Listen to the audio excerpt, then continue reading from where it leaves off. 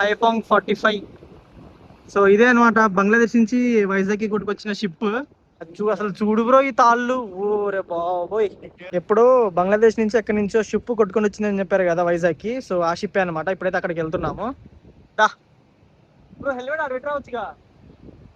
Helmet తీలే bro. రా మరి. పోవాలి. బండి వేసుకొని వస్తావా?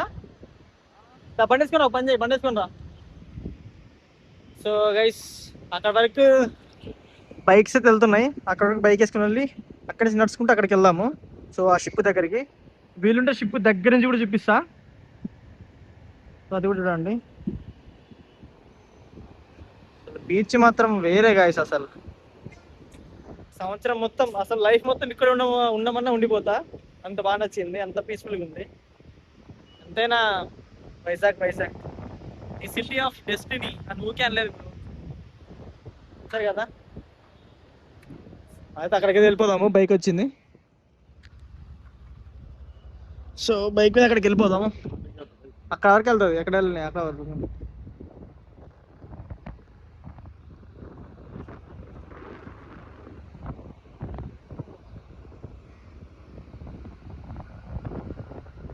ఆ షిప్ దగ్గరికి వెళ్తున్నాము.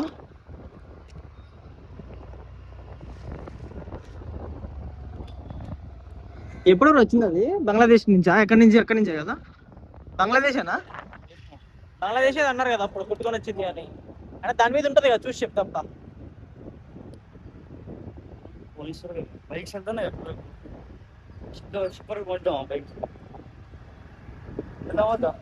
ఇక్కడే పెట్టేద్దాం.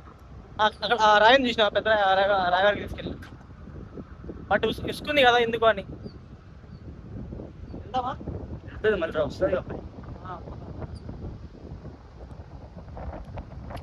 సో ఇక్కడ ఫోటోషూట్ కూడా జరుగుతుంది.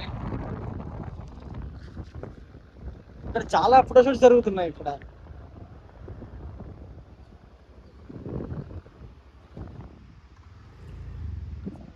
అక్కడికి వెళ్ళి అది కూడా చూపిస్తా. బ్రో నువ్వు ఎప్పుడు చేయాలి బ్రో షూట్? వాళ్ళు మంచిగా షూట్ చేసుకుంటున్నారు గైస్. ఎప్పుడు చేసుకుంటే షూట్ అట్లా? చాలా టైం ఉందా? నెక్స్ట్ ఇయర్ అనా? నెక్స్ట్ ఇయరా? నాదేముందిలే బ్రో, చిన్నపిల్ల గారిని. నాదేమని చెప్పు.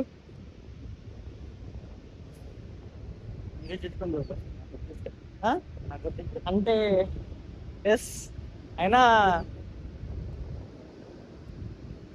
ఇక్కడ బాగుంది బ్రో. ఇంకా లొకేషన్ చూడు మంచిగా.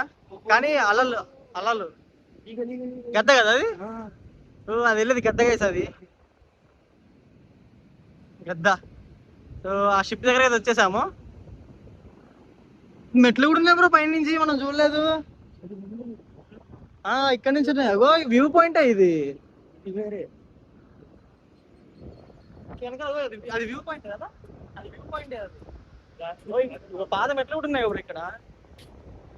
అక్కడ మెట్లు ఉన్నాయి. సో ఆ షిప్ దగ్గరికి అయితే వచ్చేసాము.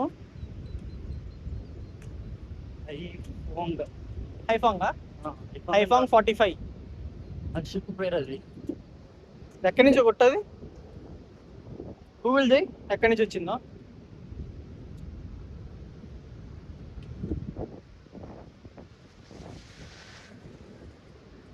ఆ షిప్ అట్టే ఉంచుతారు అనుకుంటా, ఇంకా నాకు తెలిసి కదా.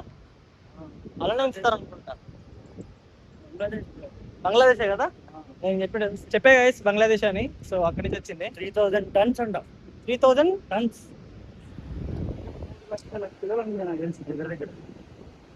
సరే కదా. ఓహో, కొండలకి రోప్ వేసి కట్టారు. అదే అదే హైఫాంగ్ 45. హైఫాంగ్ 45 MV MAA HT 194 షిప్ పేరు అది.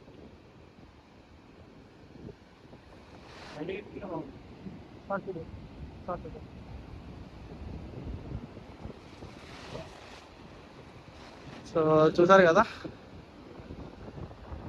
పెద్ద పెద్ద తాళ్ళు వేసి కట్టేశారు అసలు లోపలికి, మళ్ళీ షిప్ అటు వెళ్ళకుండా.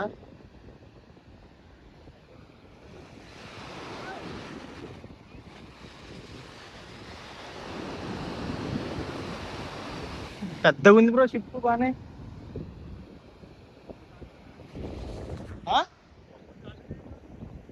ఏమో వాళ్ళు రాకపోతే ఎందుకు బ్రో, మనం వెళ్దాం. వాళ్ళతో మనకేం. ఎలక పిల్ల బ్రో, మనం దాని పక్కన ఎలక పిల్ల ఇంతే ఉంటాం.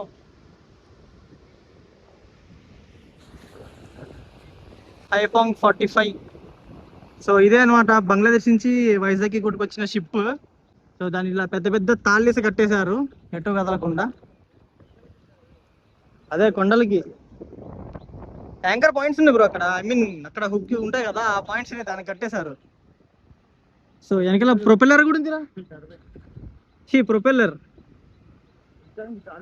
డోర్ క్లోజ్ చేసేసారు ఎవరు వెళ్ళకుండా లోపలికి. అది క్యాప్టెన్ కదా పైనది, ఆ పైనది క్యాప్టెన్ ఉండేది. మీటర్స్ చూడు, 1 meter, 2 meter, 3 meter, 4 meter, 5 meters వరకు ఉంది హైట్. అవునవును.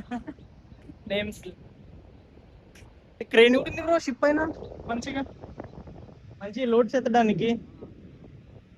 సో ఇదే గైస్ ఆ షిప్ బంగ్లాదేశ్ నుంచి కొట్టుకొని వచ్చింది. హైఫాంగ్ ఏంటిరా, ఐఫాంగ్ 45.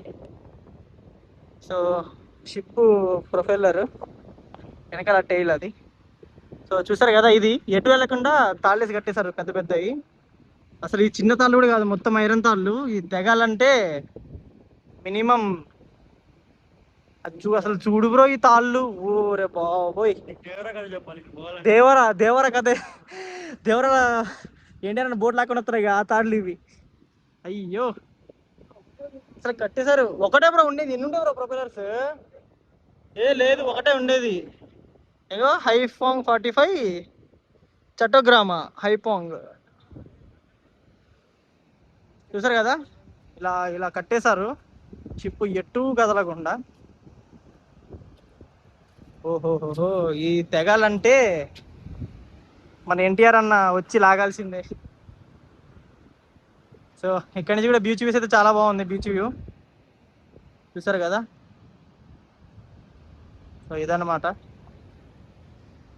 ఇది కూడా ఒకటి టూరిస్ట్ ప్లేస్ అయిపోయింది ఇప్పుడు వైజాగ్లో. సో మరి వీళ్ళు ఎంతమంది షిప్ దగ్గరికి వచ్చారో ఈ వీడియో కామెంట్ సెక్షన్లో కామెంట్ చేయండి.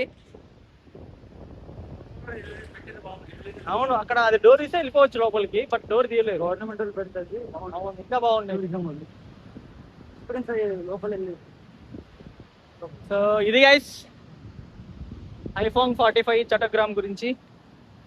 సో దీని గురించి మీకేమన్నా తెలిస్తే ఆ విషయం కూడా కామెంట్ చేయండి, తెలుసుకుందాము. ఓకే.